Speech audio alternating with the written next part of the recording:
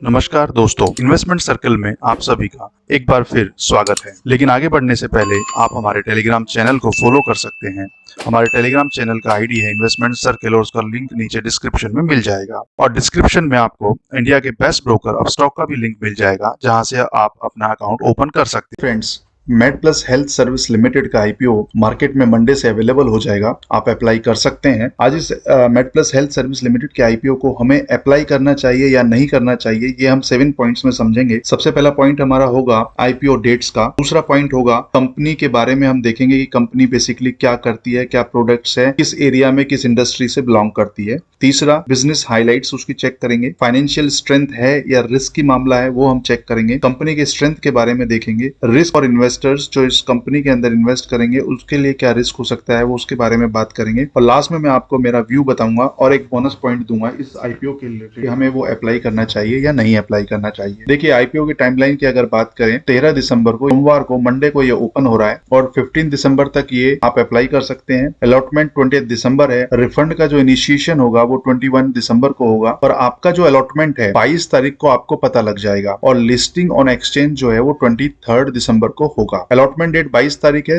के demat account के अंदर, या फिर आप ऑनलाइन वेबसाइट बीएससी की साइट पे जाके चेक कर सकते हैं कि आपको कंपनी का अलॉटमेंट हुआ है या नहीं हुआ है, शेयर्स मिले हैं या नहीं मिले हैं, ये आप चेक कर सकते हैं। देखिए, अब हम चलते हैं कंपनी करती क्या है। बेसिकली अबाउट द कंपनी के बारे में चेक करते हैं। तो मेड प्लस हेल्थ सर्विस जो है second largest pharmacy retail in India है आफ्टर अपोलो फार्मेसी। देखिए, अपोलो फार्मेसी एक अपोलो हॉस्पिटल का पार्ट है, तो हम उसको एज ए कंपेयर जरूर कर सकते हैं अपोलो फार्मेसी के साथ। बट अपोलो फार्मेसी के पास में एक बैकअप है, that is Apollo hospitals. Made plus जो है वो बेसिकली सिंगल हैंडेड अपना काम कर रही है। ये कंपनी का जो स्टोर्स हैं वो फर्स्ट स्टोर जो इन्होंने ओपन किया था और आज की डेट में ये जिस लेवल पे पहुंच चुकी हैं, जिस तरीके की सर्विस ये कस्टमर्स को प्रोवाइड करा रहे हैं, वो बहुत ही अच्छा तरीका है इनका सर्विस प्रोवाइड कराने का। आप मेडिसिन जब भी बुक करते हैं मेड प्लस से, तो आप इनके स्टोर से परचेज कर सकते हैं, इनकी वेबसाइट से परचेज कर सकते हैं और इनका खुद का मोबाइल ऐप भी है जहां से आप बाई कर सकते हैं। कंपनी जो रेवेन्यू आज की डेट में जनरेट कर रही है वो बहुत ही स्टेडी है। मतलब ऐसा नहीं है कि उसके रेवेन्यू एकदम जंप हो रहे हैं या डाउन जा रहे हैं, स्टेडी है और एक मूव में ऊपर की तरफ बढ़ रहे हैं। मेडिप्लस अब आईपीओ लेके आया है। 1398 करोड़ का आईपीओ है, जो कि 13 दिसंबर यानी कि मंडे से ओपन हो रहा है। बिजनेस हाइलाइट्स अगर हम देखें तो कंपनी ओमनी चैनल मॉडल पे काम करती है। ओमनी चैनल मॉडल का मतलब होता है कि कंपनी अलग अलग प्लेटफॉर्म्स पे सेल करती है, यानी कि फिजिकल स्टोर्स पे आपको जो प्रोडक्ट्स हैं वो अवेलेबल है। ऑनलाइन आप इनकी वेबसाइट से बाई कर सकते हैं और या आप मोबाइल ऐप से इनको बाई कर सकते हैं, या थर्ड पार्टी जो अलग अलग वेबसाइट्स पे इन्होंने लिंक्स दिए हुए हैं वहां से आप इन लिंक के थ्रू वहां से बाई कर सकते हैं।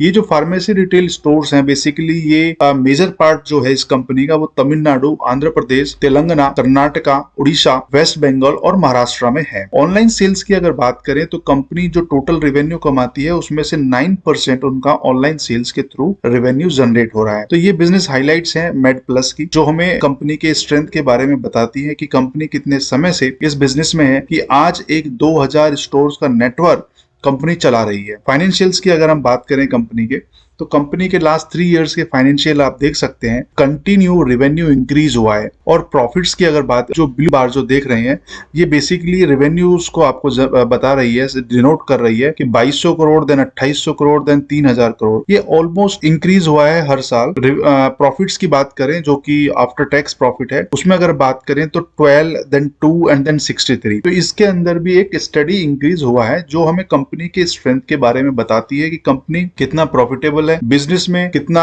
अच्छा कर रही है। इसके मैनेजमेंट के बारे में आपको बता दूं कि मैनेजमेंट जो है इसका वो काफी सुलझा हुआ मैनेजमेंट है और काफी अच्छा बिजनेस के अंदर ये पकड़ अपनी बना के रखा हुआ है। और ये इन फ्यूचर जो इनके प्लानिंग्स हैं वो डिफरेंट लोकेशंस पे, छोटे टियर 1 टियर 2 सिटीज के अंदर जाके अपने स्टोर ओपन करने की है, जहां से रेवेन्यू जनरेट करना है इनका मेन पर्पस रहेगा। अगर कंपनी के स्ट्रेंथ की बात करें तो वेल एस्टैब्लिश्ड ब्रांड है। लास्ट 15 इयर्स से ये कंपनी मार्केट में है और काम कर रही है। ओमनी चैनल के बारे में मैं आपको बता चुका हूं। It is well equipped to compete with the fast growing online pharmaceuticals such as Pharmacy। Pharmacy इसका कॉम्पिटिटर है बट मार्केट में लिस्टेड नहीं है। अपोलो फार्मेसी लिस्टेड है but Apollo pharmacy is basically under the Apollo hospitals, तो उससे आप compare कर नहीं सकते। Delivery there customer online purchase with in 2 hours in the select cities, जहां पर जो मेजर सिटीज हमने देखा कर्नाटका, महाराष्ट्र, तमिलनाडु, इन सिटीज में अगर आप मेडिसिन ऑर्डर करते हैं तो विद इन 2 आवर्स ये कंपनी आपको मेडिसिन प्रोवाइड करा देती है। Over 75% of its new stores 75% of new stores profitable हो जाते हैं पहले 6 महीने में ही। अगर ये कोई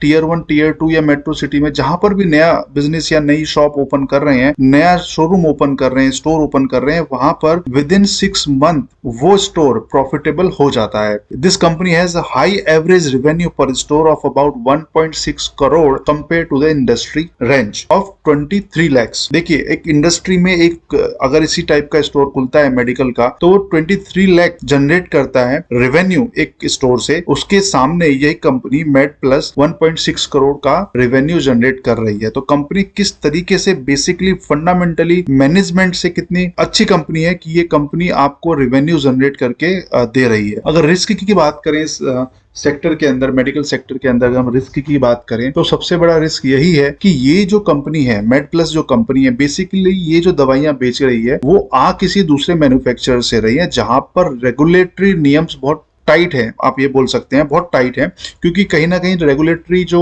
बॉडी है गवर्नमेंट ऑफ इंडिया की, वो रेगुलेट करती है मेडिसिन को, और उन मेडिसिन को ये बेच रही है। तो अगर मेडिसिन में कुछ प्रॉब्लम आती है तो ऑब्वियसली इसके रेवेन्यू पे भी उस हिसाब से प्रॉब्लम आती है।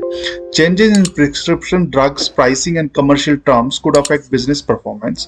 दैट्स ऑब्वियसली, अगर आप मेडिकल इक्विपमेंट्स में या फिर आप मेडिसिन के अंदर, क्योंकि ये कंपनी जो प्रोडक्ट्स बना रही है वो फार्मा के हैं, वेलनेस प्रोडक्ट्स हैं, जैसे कि मेडिसिन हैं, विटामिन हैं, मेडिकल डिवाइसेस हैं या टेस्ट किट हैं, इस तरीके की जो ये प्रोडक्ट्स बना रही है, अगर उनका प्राइस में फ्लक्चुएशन होता है तो कंपनी की डिमांड है या सप्लाई कह लीजिए आप उसको, या आप कह लीजिए कि उसकी जो रेवेन्यू जनरेशन है या प्रॉफिट जनरेशन है, उस पर एक फर्क पड़ेगा। Failure to manage inventories and anticipated demand, क्योंकि डिमांड देखिए मेडिसिन की एक साइकिल होती है, उस साइकिल के हिसाब से आप डिमांड को पहले से प्रेडिक्ट नहीं कर सकते। आप कोरोना को पहले से प्रेडिक्ट नहीं कर सकते थे, तो मेडिकल में उसकी एक डिमांड इंक्रीज हुई, तो ये एक रिस्क रहता है कंपनी के लिए। बट जहां तक मैं देखता हूं मेड प्लस एक बेसिकली रिटेलर का काम कर रही है, जो रिटेलर जो व्यक्ति हैं उनको दवाइयां प्रोवाइड करा रही है, चाहे वो ऑनलाइन मीडियम से करा रही है, चाहे वेबसाइट के थ्रू करा रही है या फिजिकल स्टोर्स के थ्रू करा रही है। ये कंपनी के लिए एक जो ग्रोथ इंजन का काम करती है वो बहुत अच्छा है। मैं अपना व्यू आपको बता देता हूं। देखिए, ये जो इंडस्ट्री है, जो फार्मा की जो इंडस्ट्री है, वेलनेस स्पेस की जो इंडस्ट्री है, वेलनेस में अलग अलग प्रोडक्ट्स हैं, जैसे मैंने आपको बताया मेडिसिन हैं, विटामिन हैं, देन मेडिकल डिवाइसेस हैं, टेस्ट किट हैं। तो ये स्पेस जो है ऐसा माना जा रहा है कि